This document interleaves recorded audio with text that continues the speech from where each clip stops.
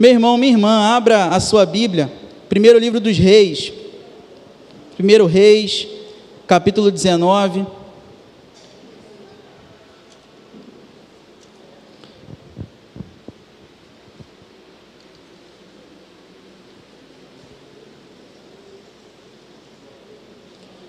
Primeiro livro dos Reis, capítulo 19, vamos ler dos versículos 1 a 18. Eu, como gosto de atrapalhar o pessoal da projeção, eu vim novamente com a versão um pouquinho diferente, Nova Almeida atualizada, mas pode projetar a área que dá para entender.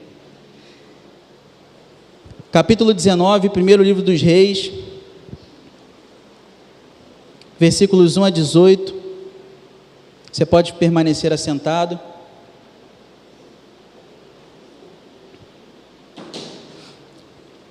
Antes da leitura, vamos falar com o Senhor mais uma vez, feche seus olhos. Soberano Deus, eterno Pai, obrigado, Senhor, pela oportunidade que o Senhor nos concede de nos reunirmos como igreja, como teu povo que o Senhor escolheu, elegeu, chamou, consagrou. Deus, e povo que não deve fazer outra coisa enquanto reunido, senão adorar-te. Adorá-lo, Senhor, na beleza da tua santidade. Deus, fale aos nossos corações, Senhor, porque entendemos, ó Pai, que o culto, ele é um diálogo em que nós ofertamos a Ti o nosso louvor, a nossa adoração, nos dirigimos a Ti, Senhor, e Tu, ó Deus, se dirige a nós através da Tua palavra. Ministra aos nossos corações, fale conosco, que o Senhor venha na Tua palavra, ó Deus, nos exortar, nos consolar, nos fortalecer, nos animar. Que na leitura, Senhor, possamos compreender, e não apenas compreender, mas guardar a Tua palavra compreendida em nosso coração, convertendo-a em atos de misericórdia, em manifestação de amor ao próximo. Deus, e que em tudo, Senhor, na nossa vida, ao aplicarmos a Tua palavra ao nosso dia a dia, seja, Senhor, o Teu nome exaltado, glorificado e bendito. Assim oramos em nome de Jesus. Amém e amém. 1 Reis 19, versículos 1 a 18, diz assim a palavra do Senhor. Acabe contou a Jezabel tudo o que Elias havia feito, e como havia matado todos os profetas à espada. Então Jezabel mandou um mensageiro a Elias para dizer-lhe: que os deuses me castiguem, se amanhã, a estas horas, eu não tiver feito com a sua vida o mesmo que você fez com a vida de cada um deles. Elias ficou com medo, levantou-se e, para salvar a vida, se foi e chegou a Berseba, que pertence a Judá. E ali ele deixou o seu servo. Ele mesmo, porém, foi para o deserto, caminhando um dia inteiro. Por fim, sentou-se debaixo de um zimbro, sentiu vontade de morrer e orou: basta, Senhor, tira minha vida, porque eu não sou melhor do que os meus pais. Deitou-se e dormiu debaixo de um zimbro. E eis que um anjo tocou nele e lhe disse: levante-se e coma. Elias olhou e viu, perto da sua cabeça, um pão assado sobre pedras em brasa e um jarro de água. Comeu, bebeu e tornou a dormir. O anjo do Senhor voltou, tocou nele e lhe disse: levante-se e coma, porque a viagem será longa.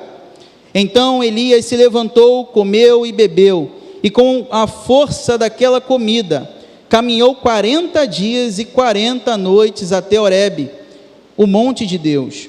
Ali entrou numa caverna, onde passou a noite. E eis que a palavra do Senhor veio a ele e lhe disse: o que você está fazendo aqui, Elias? Ele respondeu: tenho sido muito zeloso pelo Senhor, Deus dos exércitos, porque os filhos de Israel deixaram a tua aliança, derrubaram os teus altares e mataram os teus profetas à espada. Só fiquei eu, e eles estão querendo tirar minha vida. Então foi-lhe dito: saia daí e fique diante do Senhor no monte.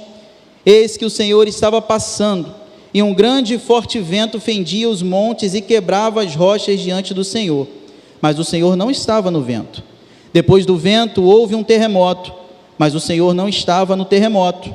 Depois do terremoto veio um fogo, mas o Senhor não estava no fogo. E depois do fogo veio o som de um suave sussurro. Quando Elias ouviu isso, cobriu o rosto com um manto e saindo, pôs-se à entrada da caverna. Eis que veio uma voz e lhe disse: o que você está fazendo aqui, Elias? Ele respondeu: tenho sido muito zeloso pelo Senhor, Deus dos exércitos, porque os filhos de Israel deixaram a tua aliança, derrubaram os teus altares e mataram os teus profetas à espada. Só fiquei eu, e eles estão querendo tirar minha vida. Então o Senhor disse a Elias: vá, volte ao seu caminho para o deserto de Damasco. Chegando lá, unja a Azael como rei da Síria, unja também Jeú, filho de Ninsi, como rei de Israel, e Eliseu, filho de Safate, de Abel-Meolá, como profeta em seu lugar. Quem escapar a espada de Azael, Jeú matará. Quem escapar a espada de Jeú, Eliseu matará. Também conservei em Israel 7.000, todos os joelhos que não se dobraram a Baal, e toda a boca que não beijou. Palavra do Senhor. Meu ânimo está abatido. Eu poderia chorar por 1 hora, como uma criança que ainda assim eu não sabia por que chorava. Essa frase, que remete a um sentimento de angústia vivido por uma pessoa, foi proferida por ninguém mais, ninguém menos do que um grande pastor e pregador, que volta e meia citamos aqui, Charles Spurgeon. Spurgeon foi instrumento de Deus para salvar milhares de pessoas. Muitas pessoas foram ao encontro de Cristo por intermédio da pregação desse grande homem de Deus, um pregador batista do século XIX, um grande evangelista. Há relatos de pessoas que se converteram ouvindo a pregação de Spurgeon em auditórios lotados, compreendendo o evangelho e sendo transformado pela graça de Deus. Esse homem que proferiu tantas palavras a partir do evangelho de Cristo Jesus, disse essas palavras que remetem a um sofrimento, a uma angústia vivida por uma pessoa que sofre de ansiedade, que sofre de depressão, que sofre de doenças relacionadas à mente, à alma. Essas palavras foram ditas por um grande homem de Deus, que por mais que tenha sido por intermédio dele, muitas pessoas tenham se convertido a Cristo, também lidava com as dores da alma, também lidava com o sofrimento, com a angústia, com as mazelas da alma. Queridos irmãos e irmãs, uma coisa que nós aprendemos, e vamos ver olhando para esse texto, mas aprendemos olhando para toda a Escritura, é que qualquer um de nós, homens, mulheres de Deus, pessoas que servem a Deus, estamos sujeitos a enfrentar problemas relacionados à alma, problemas relacionados à mente. Muitas vezes nós, quando percebemos, estamos envolvidos num sentimento nebuloso. Angústia toma o nosso coração. Muitas vezes somos tomados pelo desespero. Sobre Spurgeon ainda, um dos seus biógrafos escreveu acerca dele, ressaltando que Spurgeon não lutou contra a depressão apenas em parte da sua vida, mas ele durante toda a sua vida lutou contra a depressão. Ele vai dizer o seguinte: ele lutou contra a depressão durante toda a sua vida. Essa falta de esperança que a tudo obscurece não pode muitas vezes ser entendida. Lutar contra esse tipo de depressão é como lutar contra a névoa. A Bíblia, meu irmão, minha irmã, fala desse tipo de angústia. E a Bíblia fala, como eu disse, de homens e mulheres de Deus, muitos deles extremamente piedosos, que muitas vezes em suas vidas tiveram de lidar com a angústia. É possível identificar a angústia, tomar o coração de homens como Moisés, Davi, Paulo. A angústia tomar o coração até mesmo do nosso Senhor Jesus Cristo no Getsemane. Nós podemos ver, se você quer observar, como muitas vezes a Bíblia reflete a dor e a angústia sentida na alma de homens e mulheres de Deus, leia os salmos, principalmente os salmos de lamento. Observe, por exemplo, o Salmo 120, o salmista ele começa dizendo: na minha angústia, na minha angústia clamo ao Senhor. O Salmo 42, que dentre esses que citarei é o mais conhecido, vai dizer, não apenas uma vez, por que te abates, ó minha alma? Sinto abatida dentro de mim a minha alma. Salva-me, ó Deus, pois a água sobe até a alma. Salmo 69, versículo 1.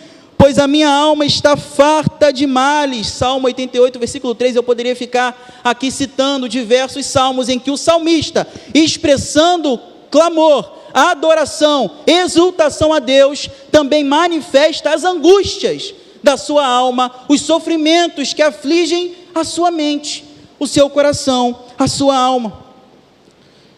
Olhando para o texto, nós temos Elias,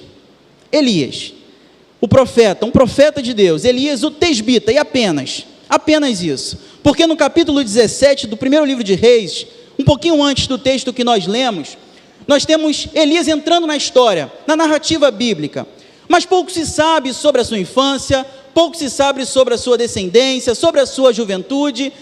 Simplesmente um profeta é levantado de uma hora para outra para profetizar contra um rei perverso. Acabe foi um dos reis mais perversos e maus que Israel teve, e no capítulo 17 apenas se diz uma coisa de Elias, que ele era tesbita, uma pequena cidade ao sul de Judá, inexpressível economicamente, e é de lá que vem Elias, é de lá que vem esse homem que Deus levanta para profetizar e falar contra as injustiças cometidas por Acabe. Não é relatado muito acerca dele. Quando ele aparece, Acabe já está reinando.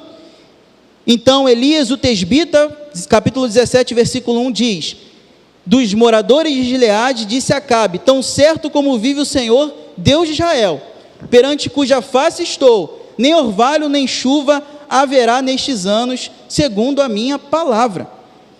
Ele é levantado por Deus, ele profetiza, e durante 3 anos e meio, de fato, não há chuva. Depois, novamente, a palavra de Deus vem a Elias, e nós temos o episódio conhecido do Monte Carmelo, em que Elias derrota, faz sucumbir Deus, por meio de Elias, o poder, ou o falso poder de Baal, por meio dos seus falsos profetas.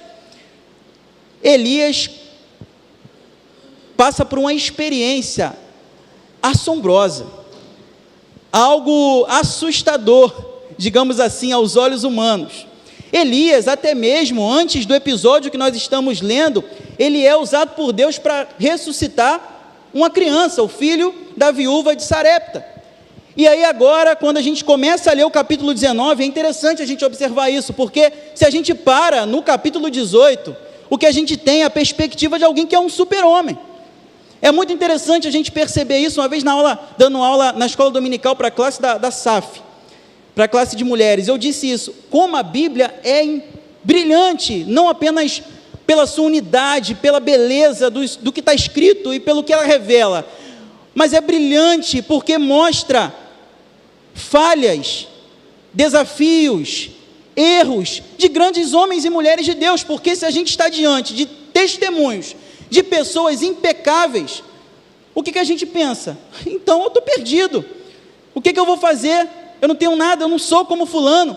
Mas a gente vê como a Bíblia mostra, muitas vezes, os desafios, as lutas, os pecados, as dificuldades enfrentadas por grandes homens e mulheres de Deus. Elias não foi diferente. Se a gente para no capítulo 18, o que a gente tem é um Elias super-homem, para mostrar que a Bíblia não é uma coletânea de quadrinhos, de HQ da Marvel, que mostra só super-heróis, infalíveis, que sempre vencem no final. A Bíblia mostra o que? A humanidade de gente que é de fato humana, assim como nós.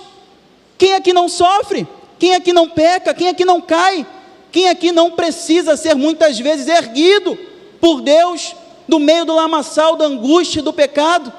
Quem aqui está imune e isento de problemas e sofrimentos nessa vida? Ninguém. Elias, assim como nós, sujeito estava às mesmas coisas, e o capítulo 19 mostra muito bem isso.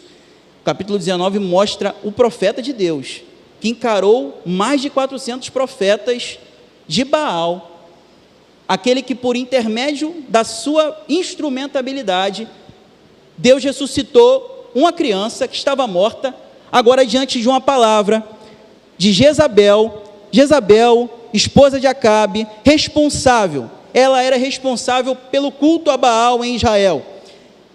Ela decide então perseguir Elias. Veja comigo o versículo 2. Então Jezabel mandou um mensageiro a Elias para dizer-lhe que os deuses me castiguem, se amanhã a estas horas eu não tiver feito com a sua vida o mesmo que você fez com a vida de cada um dos profetas. E esse homem, esse profeta de Deus, chamado por Deus para falar com o rei Acabe, com autoridade e intrepidez, diante da palavra de Jezabel, uma pagã, uma idólatra, se desespera. E não apenas se desespera, mas ele se apavora de um jeito que ele decide fugir. É mediante a essa ameaça de Jezabel que Elias vai entrar num quadro de angústia, que os estudiosos, ao identificar os traços, as emoções, os sentimentos enfrentados e vividos por Elias naquelas circunstâncias, conseguem identificar um quadro ou de depressão ou de algo muito próximo a isso. Elias se desespera. O modo como Elias responde a essa ameaça é muito claro para nós. O quadro de Elias é um quadro de alguém frustrado, angustiado, desgostoso da vida, desanimado. E aí a gente tem uma sequência de atitudes, de ações, de falas, de manifestações de Elias que reflete muito bem essa angústia vivida por ele. Uma coisa que nós observamos no texto, nos versículos 3 e 4, uma característica de alguém que está enfrentando tamanha angústia, é cansar ou desistir de lutar. A pessoa não tem mais vontade de lutar. Acompanhe comigo versículos 3 e 4, que diz o seguinte: Elias ficou com medo, levantou-se e, para o quê? Salvar a vida. Ele vai até Berseba, a princípio só até aí. Ele inicialmente pensa o seguinte: eu preciso me salvar a minha vida. E ele então foge e vai até Berseba. O que acontece é que quando ele chega lá, mais para frente, no versículo 4, olha a contradição nas atitudes, nos sentimentos, nas emoções de Elias. Versículo 4: ele mesmo, porém, foi para o deserto, caminhando um dia inteiro. Por fim, sentou-se debaixo de um zimbro, sentiu vontade de morrer. A pessoa enfrenta tamanha angústia no seu coração, na sua alma, na sua mente, que ela sequer consegue conectar as suas ideias. O que nós vemos é um Elias confuso, um Elias que foge para salvar a sua vida da palavra proferida por Jezabel, mas que ao chegar em determinado lugar, se esquece completamente de tudo que havia vivido, tudo aquilo que havia experimentado da parte de Deus. Falta-lhe a confiança no Senhor, de tal forma que ele pensa o seguinte: Senhor, me leva, me mata, tira a minha vida. Como a gente vê no final do versículo 4, tira a minha vida, Senhor, porque eu não sou melhor do que meus pais. Nós vemos elementos contraditórios nas reações de Elias. O texto diz primeiro que ele foge para salvar a sua vida, depois ele quer que Deus tire a sua vida. Elias, na verdade, está cansado de lutar. Elias está desistindo de lutar. Ele foi alguém levantado por Deus para profetizar no Israel que vivia uma crise, mas agora o profeta está em crise. E muitas vezes isso acontece conosco também. Muitas vezes a perspectiva que a gente tem da nossa própria vida, e eu falo como alguém que também enfrenta essas lutas, é de que a gente está lutando e a coisa não muda. E aí de repente você toma consciência de que você está enfrentando tamanha angústia no seu coração e na sua alma, e você se desespera, é tomado pelo pavor. Eu não sei se tem alguém aqui que está com esse sentimento de que desistiu de lutar, Mas muitas vezes, sentimentos muito próximos a esse tentam ou tomam o nosso coração. As nossas emoções ficam como a de Elias, de alguém frustrado, de alguém com um semblante derrotado, de alguém com o espírito abatido, com a alma aflita, angustiada, que não sabe mais o que fazer e pede para que Deus o leve. Não apenas isso, mas a característica apresentada por Elias, que demonstra esse quadro de angústia no seu coração, na sua alma, também se reflete na atitude dele de querer ficar sozinho. Ainda no versículo 4, ainda no versículo 3, vai dizer lá no finalzinho, que ele deixou o seu servo, e ele percorre sozinho, ele mesmo, porém, sozinho, foi para o deserto caminhando um dia inteiro. Era natural os profetas terem um moço, um servo, alguém que lhe acompanhasse nas peregrinações, que lhe assistisse, que lhe ajudasse. A angústia de Elias era tamanha, que ele deixa o seu servo para caminhar sozinho, para se isolar. Um profeta de Deus quer, nesse momento de angústia, ficar sozinho. E não sou eu quem estou dizendo, os especialistas dizem que um dos primeiros sintomas de pessoas que sofrem de angústia, de depressão, é o isolamento social, é querer se esconder, é querer se afastar de tudo. Eu não estou falando de uma disciplina espiritual importante que nós devemos cultivar, que é a solitude. A solitude é o ato de ficar só com Deus, meditando na sua palavra, buscando compreender a sua vontade, meditando na Escritura, orando e falando com o Senhor. Não, eu estou falando de solidão, e solidão é algo terrível. Se você fizer uma pesquisa rápida no Google, você vai perceber que durante o período da pandemia, os casos de depressão, ansiedade, evoluíram consideravelmente, cresceram consideravelmente. E os especialistas, dentre os vários motivos, ressaltam a realidade experimentada por muitos de terem que ficar completamente isolados, sozinhos, sem ninguém. Nós não fomos criados por Deus para vivermos sozinhos. Assim como Deus é trino e há relacionamento na Trindade, entre as pessoas da divindade, entre o Pai, o Filho e o Espírito Santo, assim Deus nos criou, a sua imagem e semelhança, para sermos seres relacionáveis. Fomos criados para nos relacionarmos uns com os outros. A solidão não é boa para ninguém. Há momentos sim, que você vai querer ficar sozinho, pensando, seu momento com Deus. Mas experimentar a solidão é algo cruel e demonstra que a pessoa não está bem. Se você gosta de ficar sozinho, no sentido de, não no sentido de ter o seu momento com Deus, mas você não quer ver ninguém, quer se esconder no seu quarto, você pode ligar um sinal de alerta. Possivelmente você está com algum problema. Nós fomos criados por Deus para nos relacionarmos uns com os outros. Ficar sozinho é um prato cheio para a nossa crise aumentar. Olhe, por exemplo, para o que é a maravilha que é a igreja. A igreja é um lugar de gente imperfeita, de gente que muitas vezes se aborrece um com o outro. Não vamos romantizar a igreja, não dá. Pastor Vanderlei e eu, que somos muito amigos, de vez em quando a gente, não briga, mas assim, tem pastor Marcos Gregório, tem vezes que a gente, ele sabe, Evilásio, Francisco, Emilson, meu Deus do céu, Emilson, principalmente nas quartas, às 9 da noite, a gente briga assim, a gente se desentende,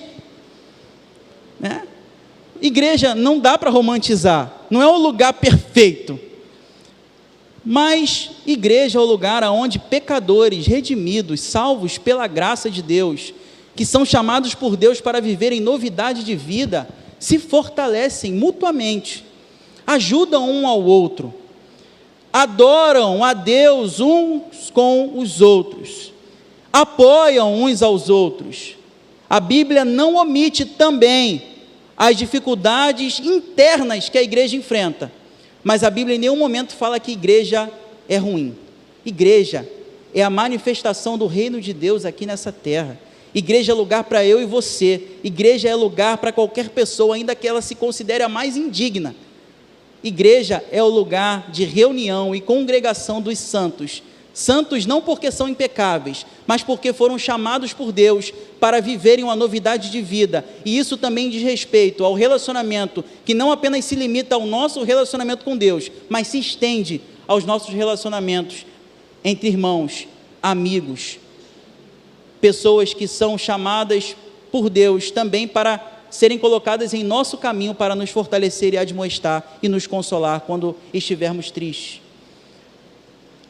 Às vezes, em determinados momentos, você está lá abatido e alguém que é seu irmão na fé, sua irmã na fé, que vai chegar até você, ou vai te dar um puxãozinho de orelha, ou vai trazer uma palavra de consolo, mas uma coisa é verdade, nós precisamos disso, meu irmão, minha irmã. Elias quer fugir dos problemas. Após percorrer determinada distância, ele não muda, ele resiste em mudar. O versículo 9 vai dizer que ele se esconde numa caverna. Ele se esconde numa caverna, já em Horebe. Versículo 9 vai dizer: ali entrou numa caverna onde passou a noite.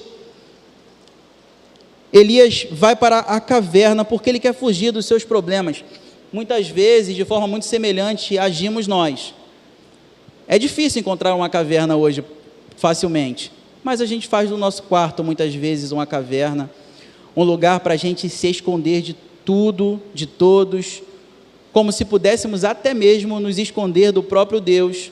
Nos trancamos, às vezes nem precisamos entrar em um cômodo específico da nossa casa, nos trancamos numa bolha que nós mesmos criamos, aonde a gente impede qualquer tipo de relacionamento de ser construído, onde a gente se impede de viver, melhor dizendo. Cavernas que nós arrumamos, construímos. O quarto talvez seja a caverna mais fácil.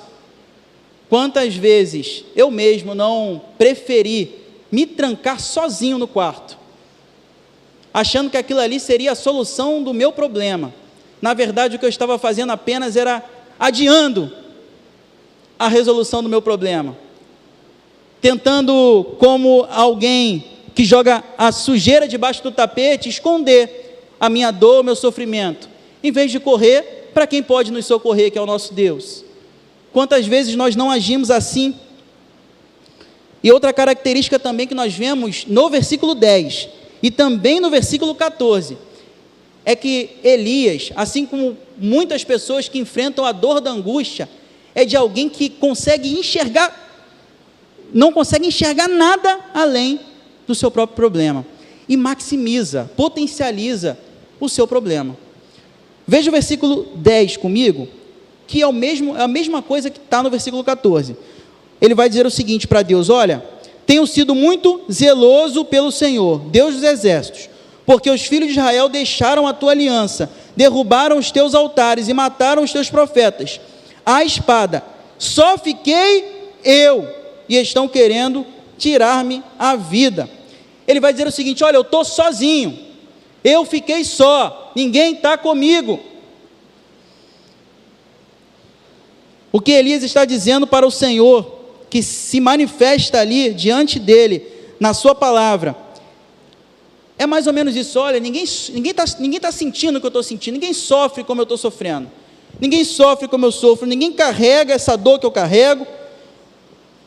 Gente que enfrenta angústia, geralmente entra nesse processo de não conseguir enxergar mais nada à volta, só consegue enxergar a si mesmo e um aspecto negativo de si mesmo, de que só ele está sofrendo e de que o sofrimento dele é algo que é insuperavelmente pior do que qualquer coisa que exista.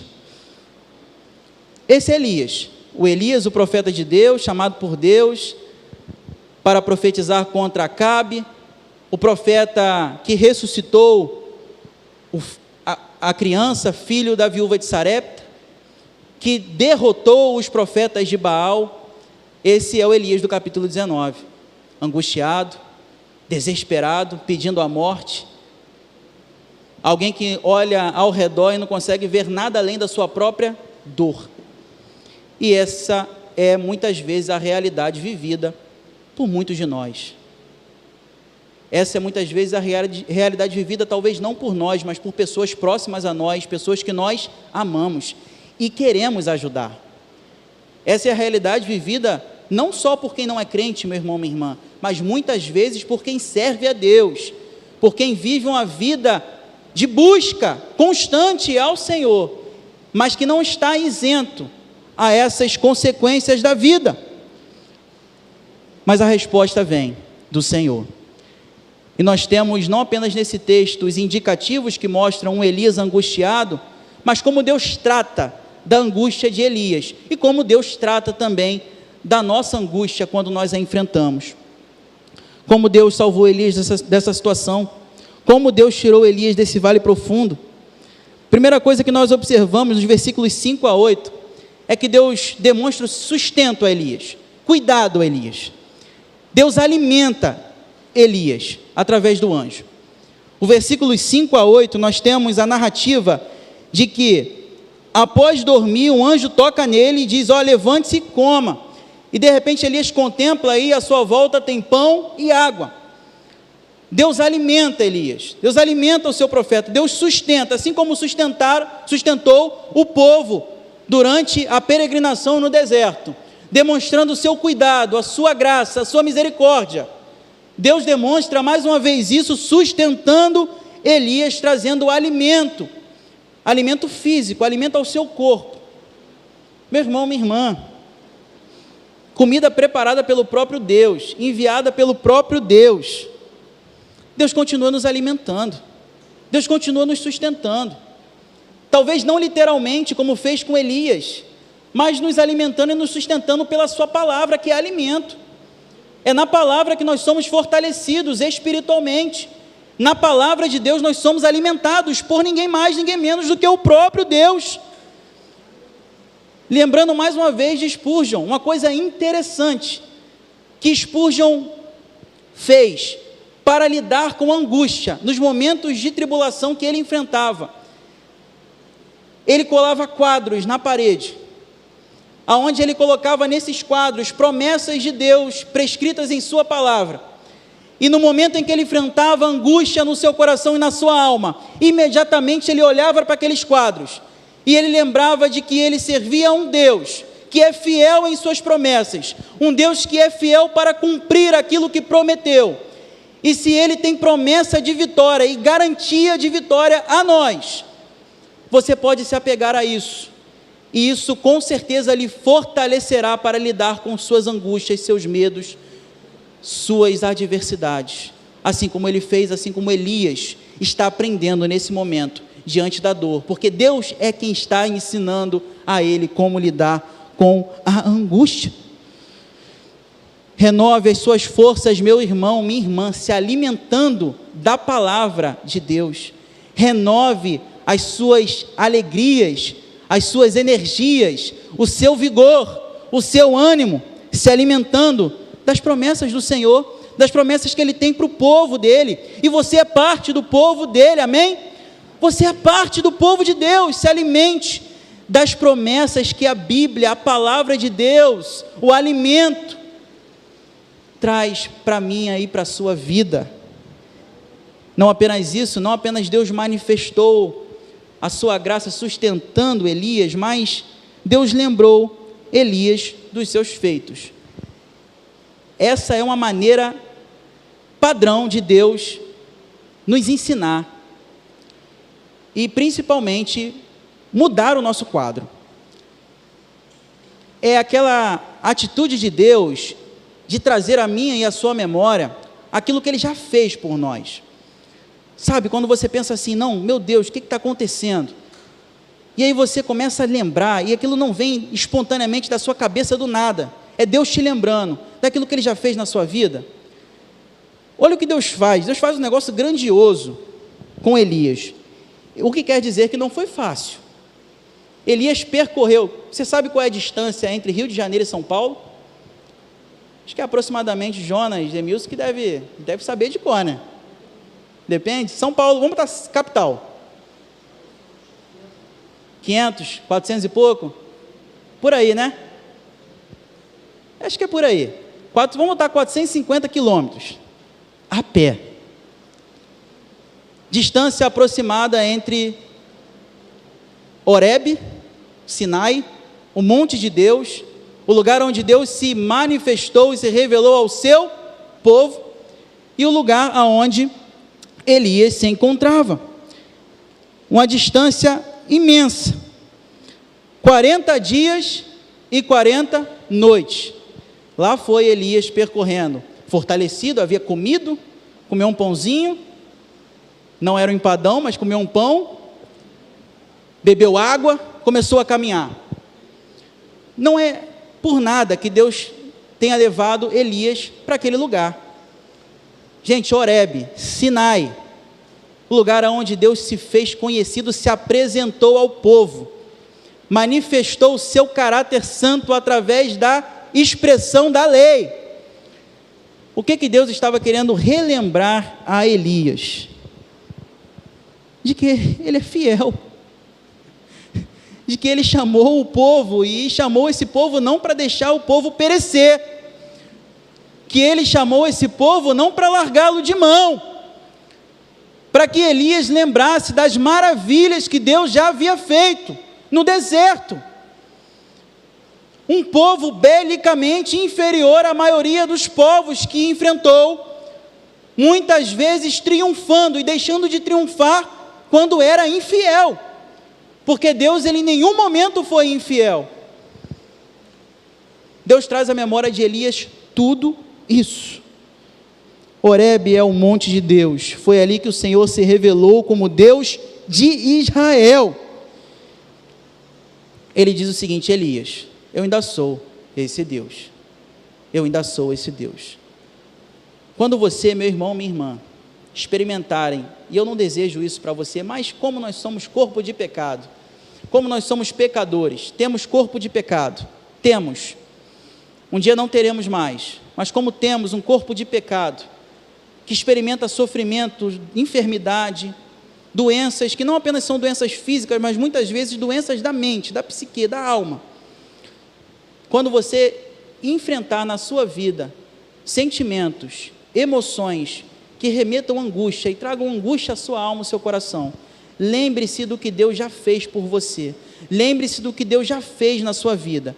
E aí eu quero fazer um destaque, aquilo de maior que Deus fez por mim e por você, que a gente lembrou muito bem na última semana, o fato de ter Cristo Jesus morrido por nós, sendo nós ainda pecadores. Que amor, graça, aquilo que não merecíamos, aquilo que somos, continuaremos sendo incapazes de conquistar com nossos próprios méritos. Olha o que Deus fez por cada um de nós, a salvação que não pode ser comprada por nenhum de nós, nós recebemos de graça. E não apenas isso, quantos livramentos, quantas coisas Deus já não fez por você, quantas bênçãos já não foram derramadas sobre a sua vida. Assim como Deus fez com Elias, Ele faz comigo também, e eu tenho certeza que Ele faz com você. Apegue-se às memórias que Deus coloca na sua mente, no seu coração, em que Ele te lembra de quantas vezes Ele já te socorreu, de quantas vezes Ele já te sustentou. De vez em quando eu lembro, não sei se o Biriba lembra, mas eu, quando adolescente, né, Biriba, deu um pouquinho de trabalho. Dona Marlene, seu Miro, Mauro, para quem não sabe, eu e Biriba éramos vizinhos, né? Vizinho de frente. Biriba é um pouquinho mais velho, mas ele pegou um pouquinho aí do trabalho que eu dei, né? Há 12 anos atrás, eu, magrinho, não por saúde, mas porque não me cuidava, noite, na madrugada acordado, baile. O Lucas está rindo lá atrás, Lani. Mas Olha o que Deus fez. Uma vez o meu avô foi dar uma carona no pastor Vanderlei. O pastor Vanderlei me conhecia muito pouco, até esse dia. Meu avô foi dar uma carona no pastor Vanderlei, que tinha ido pregar lá na congregação Jardim São Bento. E aí meu avô falou, não, vou te levar e tal, deu uma carona no pastor Vanderlei. Depois, no dia seguinte, o pastor Vanderlei sabia tudo da minha vida, e tudo do mais terrível que eu tinha feito e que meus avós sabiam. Quando eu lembro do que Deus me livrou, situações que ainda são bem vívidas na minha memória, experiências em que eu fui livrado de fato da morte, isso me renova a confiança de que eu sirvo um Deus que continua me livrando, muito mais agora. Se me livrava naquela época em que eu fazia tudo o que desagradava a Ele, muito mais agora em que vivemos uma vida onde há o desejo do nosso coração de obedecê-lo. Lembre-se do que Deus já fez por sua vida, quantos livramentos, meu irmão, minha irmã, você já não teve, quantas bênçãos, quantas oportunidades que Ele já te deu, coisas que estavam perdidas aos seus próprios olhos, e de repente, se abriu, de repente aquela oportunidade estava diante de você. Se você tem vivido momentos difíceis na sua vida, lembre-se disso, lembre-se de que Deus, até então, até agora, sustentou você. Por que a partir de agora será diferente? Por que a partir de agora seria diferente? Ele continua te sustentando, Ele continua nos sustentando, não há variação em Deus. Nós mudamos o nosso jeito de agir, agimos de uma hora de um jeito, depois na semana seguinte agimos de outro, muitas vezes nos comprometemos com alguém que nós gostamos e amamos, e muitas vezes frustramos aquela pessoa que nós amamos e que nos ama, mas Deus não é assim, Ele é fiel e permanece sendo fiel. Então lembre-se, Elias foi lembrado por Deus, você também precisa lembrar, Deus também te lembra, Tem uma canção, ainda bem que o Daniel não está aqui, quando eu falo assim, tem uma canção, o Daniel levanta, o Daniel vai para o teclado, e ele acha que eu vou cantar, e ele, já falei com ele, Daniel, não, se você quiser cantar, você canta aí, Mateus, o pessoal do louvor. Canção do Prisma, não sei se é do Prisma, mas muito provavelmente é, e já foi regravado. A canção diz o seguinte, eu não estou acabando ainda tem mais um ponto ainda, mas essa canção, ela expressa muito isso. Se as ondas desta vida destruírem tua fé, volve, fazendo que duvides de que em breve voltarei, volve os olhos ao passado, ver na cruz o meu sofrer, queres prova mais do que esta? Tanto amei que a vida dei, pensas mesmo ser tão fácil esquecer o que falei? Se na história deste mundo os meus pés já empoeirei, mesmo que uma mãe viesse do seu filho se esquecer, ainda assim não haveria de me esquecer de ti. Lembre-se disso, do que Deus já fez por nós. Ele não se esquece, ainda que uma mãe se esqueça dos filhos, Deus não se esquece de nós.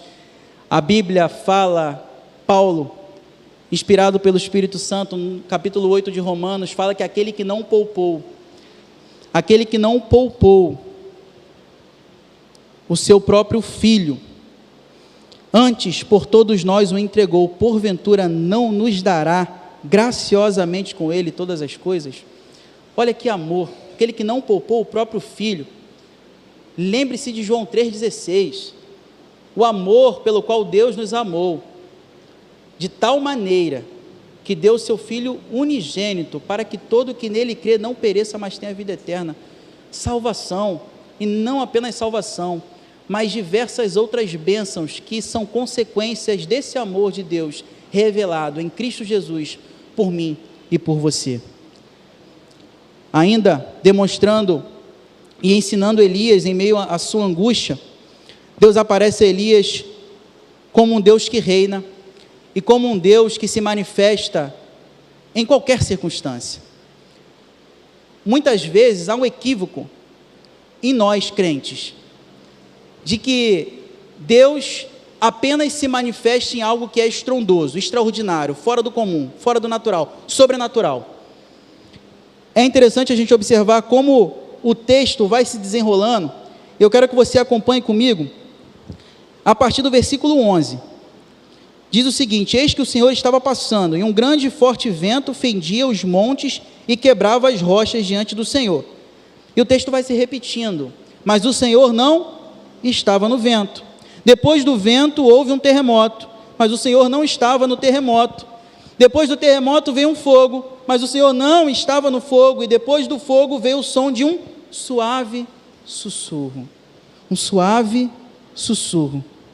É interessante a gente observar as reações de Elias ali. Grande e forte vento, terremoto, fogo.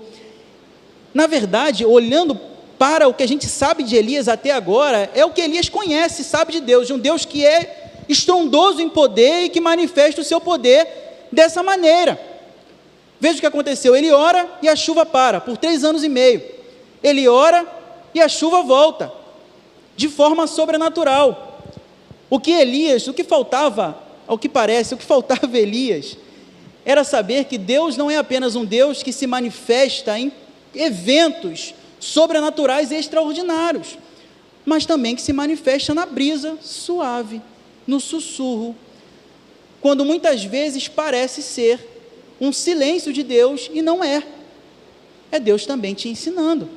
É Deus também te ensinando de que Ele não é Deus apenas em meio ao terremoto, mas Ele é Deus também numa brisa suave, no sussurro. Ele não conhece o Deus que reina em todo o tempo, ele está aprendendo. Elias também está conhecendo a Deus. A nossa vida consiste, nós que somos servos de Deus, em conhecer a Deus. A eternidade consiste em conhecer e desfrutar do prazer que é conhecer e conhecer e conhecer a Deus sem esgotar esse conhecimento acerca dele. Elias ainda está aprendendo de Deus, e ele está aprendendo isso. Não é porque você, meu irmão, minha irmã, não está sentindo nada, que Deus não está cuidando de você. Não é porque eventos sobrenaturais não estão acontecendo na sua vida, que Deus deixou de agir. Ele continua cuidando de você, Ele continua agindo na minha e na sua vida, talvez não da maneira que você espera, num estrondo, num céu que se abre, de forma sobrenatural extraordinária, mas na brisa suave, que vem de manhã, que você respira, e você sente aquele alívio, e aquele ânimo para começar o dia, na fumacinha do café, que dá aquele vigor. Deus está cuidando de você, meu irmão. Às vezes a expectativa que a gente tem é de que Deus tem que fazer algo que está acima completamente daquilo que é natural, mas não, a maioria das vezes Deus manifesta o seu cuidado para a nossa vida, com a nossa vida, de forma natural. Sabe, quando você está triste e vem uma pessoa e te alegra, Deus está nisso aí também. Deus não está apenas no ato sobrenatural de mudar instantaneamente o seu choro em alegria, não. Quando Ele envia alguém para te abraçar e te oferecer alívio ali naquele momento de angústia, é Ele quem está te aliviando. A gente precisa parar de achar que Deus só é Deus do sobrenatural. Deus também age, e na maioria das vezes Ele age na nossa vida por meios naturais. Sabe quando você está doente, você toma aquela dipirona, aquela dor de cabeça e a febre vai, que você vai no médico, o médico prescreve direitinho o remédio que você precisa, porque você pensa que isso não é Deus cuidando de você? É também. Quando você está passando por uma luta, uma necessidade, e de repente Deus vem e manda alguém que pouco sabe da sua vida, e Ele vem com aquilo que você está precisando, por que não pensar que isso é Deus agindo na sua vida? Vamos parar, meu irmão, minha irmã, de pensar que Deus é um Deus do estrondo, do barulho, do terremoto, do sobrenatural. Ele é também, mas Ele é o Deus também que manifesta o seu cuidado na minha e na sua vida, também por meios naturais. Às vezes, na neblina, no sussurro, no vento suave. A gente espera do fogo, a gente espera do terremoto, do estrondo, do vento forte, mas às vezes o que a gente vê é Deus agindo no meio do sussurro. Ele cuida de nós, Ele continua cuidando de nós, por meios naturais também. E por fim, Deus, Ele relembra a Elias o propósito de Elias. Muitas vezes, quando nós estamos diante da angústia, é porque nós esquecemos do propósito pelo qual nós fomos criados. A primeira pergunta do breve catecismo de Westminster, que os adolescentes deveriam saber de cor, mas pelo testemunho que eu recebi de semana passada dos adolescentes, eu estou assustado. Os adolescentes precisam pegar mais firme que os adolescentes. Cadê? Está escondido aí, né, Sara? Primeira pergunta do breve catecismo, que é o livrinho que principalmente os adolescentes estudam quando vão fazer a profissão de fé ou se batizar. Qual é o fim principal do homem? É glorificar a Deus e desfrutá-lo dele para sempre. Nós fomos criados com um propósito de vivermos uma vida para a glória de Deus. E aquilo que nós fazemos no nosso dia a dia deve refletir a glória de Deus. Quando nós esquecemos, nos perdemos do propósito pelo qual nós existimos e pelo qual nós fomos criados. Eu não estou dizendo de viver uma vida cultuando, adorando a Deus com louvores, com cânticos, porque nós adoramos a Deus e cultuamos também com a nossa vida, com o nosso testemunho, com a maneira que você trabalha, com integridade, trabalhando bem, quando você cumpre os contratos que são estabelecidos com você, quando você exerce o seu trabalho de maneira correta, sabe, isso é glorificar a Deus, quando nós somos lembrados do propósito pelo qual nós fomos criados. É como se Deus estivesse nos reconduzindo ao rumo certo, e Ele faz isso com Elias. Ele fala: Elias, olha só, levanta aí, cara, vamos embora, vamos recomeçar, vamos retomar, vai lá, unge fulano de tal, unge fulano, unge Eliseu, para ser esse substituto, vamos lá, levanta. E não apenas isso, mas Deus, brilhante em argumentos, porque não há como argumentar com Deus e superá-lo, Ele esmaga a autocomiseração de Elias também, porque Elias achava até então que estava só. Senhor, eu estou sozinho. 2 vezes ele repete isso, o mesmo versículo 10 e 14, eu estou sozinho, Israel abandonou a ti, está servindo a Baal, só eu fiquei. Deus fala: não, Elias, não, levante, cumpra o seu propósito, volte a viver a vida que eu escolhi para você viver, faça o seu trabalho. Deus vai reconduzindo Elias, e mostra para Elias uma coisa que até então ele não sabia, ou por causa da angústia que estava vivendo, passou a acreditar que ele não estava sozinho. 7.000, Elias, há 7.000 pessoas que não dobraram os seus joelhos diante de Baal. Vá, una-se a essas pessoas. Lembrar do propósito. Deus lembra Elias, e Deus nos lembra mais uma vez essa noite, para a gente caminhar para o final, que nós temos um propósito: glorificar a Deus, viver uma vida que reflita a glória de Deus, sendo bom marido, boa esposa, bom pai, bom filho, bom sobrinho, boa tia, bom empregado, bom patrão, vivendo uma vida para a glória de Deus nos nossos negócios, vivendo uma vida para a glória de Deus na nossa família, refletindo da graça e do amor de Deus derramado por nós na vida do nosso próximo. Essa é a vida que nós devemos viver, essa é a vida que reflete a glória de Deus. É para isso que nós fomos criados. Não sei como é que você tem vivido, talvez você tenha se perdido no rumo no qual Deus te chamou, por causa do pecado, por causa das angústias, dos medos, das frustrações. A gente às vezes se perde mesmo, é nossa ignorância por causa do pecado. Deus está nos conduzindo de volta, Deus está nos trazendo de volta ao caminho que nós devemos trilhar. Martinho Lutero, uma vez ele disse, falando sobre refletindo sobre esse sentimento vivido por Elias, de que ele estava sozinho, de que aquilo que ele estava vivendo era pior da realidade, que não tinha jeito.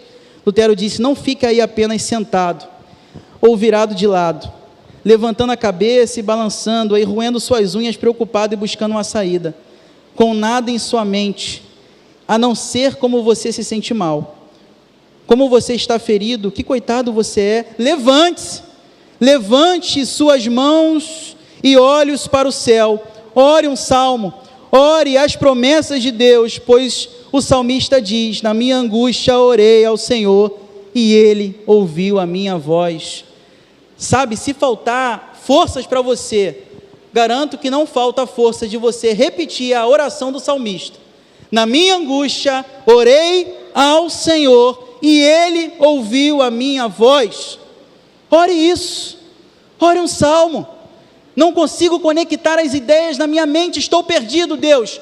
Leia um salmo, se aproprie daquela oração do salmista, entregue as suas angústias ao Senhor. Ele é o seu socorro, assim como ele responde ao salmista, ele ouve a voz do salmista, ele também ouve a nossa voz. Quero concluir olhando para o nosso maior exemplo. Jesus Cristo não é apenas o nosso maior exemplo, é o nosso Redentor, é o nosso Salvador, é o Cristo, é aquele que é reconciliação de um Deus santo, impecável, todo-poderoso, com criaturas pecadoras que somos nós. Cristo é o nosso Redentor, mediador, é aquele que pelo seu sangue trouxe reconciliação, salvação a mim e a você, mas ele também é exemplo a ser imitado e seguido.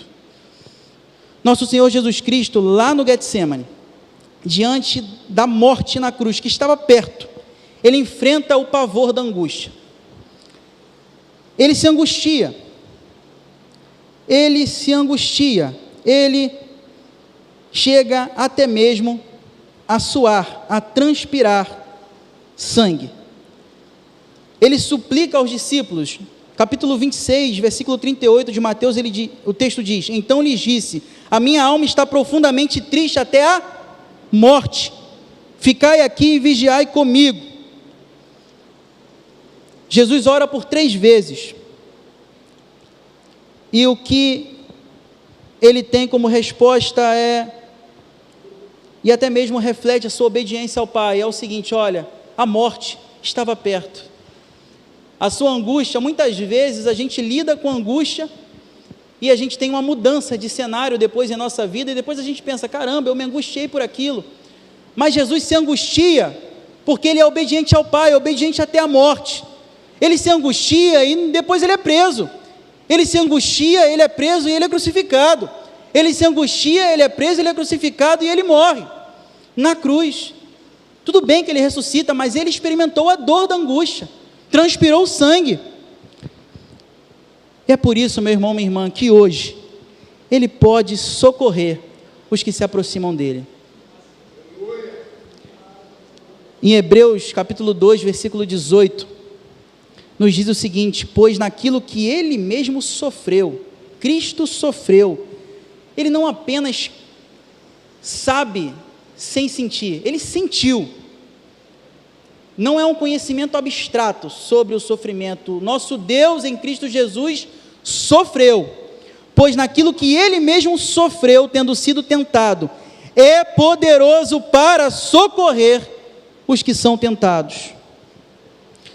Alguns de nós, alguns de vocês, podem estar enfrentando angústia, agonia, dor, sofrimento, mas ainda que as pessoas olhem para a sua dor e para o sofrimento que você tem vivido e ria, e ache graça, como muita gente perversa faz, o que você precisa saber é que nós temos ao nosso Senhor Jesus Cristo, e Ele não ri de nós, Ele não ri das nossas angústias, Ele conhece as angústias que eu e você enfrentamos, Ele sentiu na sua carne o sofrimento. Quero encorajar você, meu irmão, minha irmã, a lançar aquilo que tem sido o pivô das suas angústias aos pés do Senhor Jesus Cristo. Nosso Senhor Jesus Cristo enfrentou a angústia, e é por isso que Ele pode nos livrar dessas angústias. Lance sobre o nosso Senhor Jesus Cristo. Encorajar a ir até Ele, pois a experiência de milhares que também já se encontram acorrentados ao sofrimento é de que o Senhor é gracioso, é cheio de compaixão. Nós servimos a um Deus que não está de olhos fechados para o nosso sofrimento. Ele conhece o sofrimento, Ele conhece a sua dor, Ele conhece as nossas angústias. O que Ele espera de nós é que lancemos diante dEle as nossas angústias, os nossos sofrimentos. Saiba de uma coisa, meu irmão, minha irmã, Jesus é maior que a sua angústia. Jesus é maior que a nossa dor. Jesus é maior do que os nossos problemas. Não é um jargão qualquer, é verdade bíblica, é verdade da palavra. Jesus é maior do que a nossa dor. Não importa se a dor que você tenha sentido seja uma dor intensa, saiba, Jesus é maior que essa dor. Jesus é maior que qualquer sofrimento que você possa enfrentar. Jesus é maior do que os seus traumas. Jesus é maior do que a sua culpa. Jesus é maior do que os seus medos. Nosso jeito de lutar muitas vezes não é uma luta, é uma tentativa de se esconder dos problemas.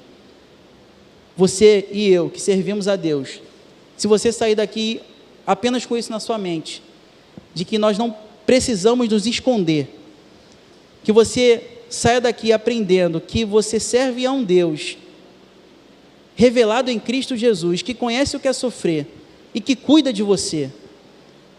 Eu acredito que Deus já cumpriu o seu propósito essa noite aqui, porque eu sei que cada dor é particular, cada sofrimento que nós enfrentamos, muitas vezes, aquilo que eu enfrento de sofrimento na minha vida, em determinada área, eu tiro de letra, mas você não. Mas independente daquilo que você tenha vivido, aquilo que você tenha passado, lance sobre o Senhor, lance sobre Jesus. O castelo da dor pode ser muito forte, mas aquele que vem lutar com ele é ainda mais forte. O nosso Senhor Jesus Cristo te convida a se esconder nele, tão somente nele. Não se esconda na caverna, se esconda em Jesus.